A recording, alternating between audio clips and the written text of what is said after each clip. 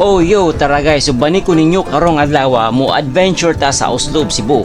Well, ang Uslob makita lang sa southern part of Cebu, which is you can ride a bus from Cebu City.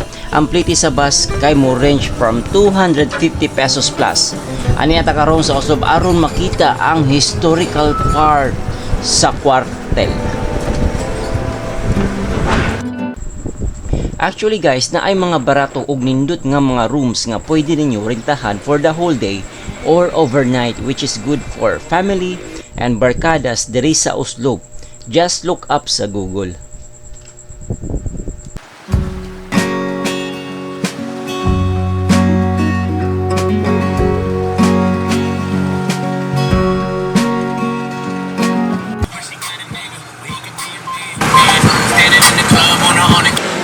Kami ako gibisita ang Quartel Ruins diri sa Uslob. Ang Quartel Ruins gitukod kini late 1800 para puy-an sa mga Spanish Army soldiers but was halted in 1899.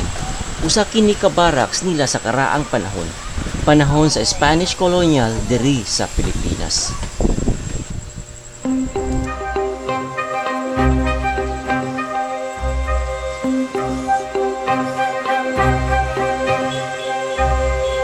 So nakita ninyo, karaan yun kayo siya kay ngano, tanawang pag-file nila sa bricks. O di ba no?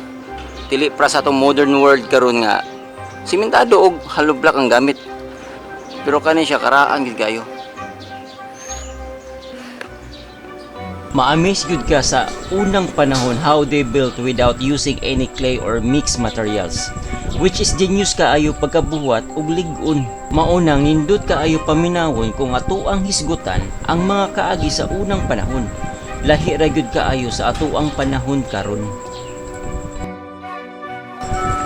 Mas bintahag yun nga naatay alam gamay sa mga historical places and events nga naitabo sa Pilipinas, aron ma-discover ang mga lugar ug ang ilang mga gipangbuhat sa una. Hopefully nalingaw mo guys, og sunod manglaag na punta. Salamat sa pagtanaw ug see you next time. Bye bye.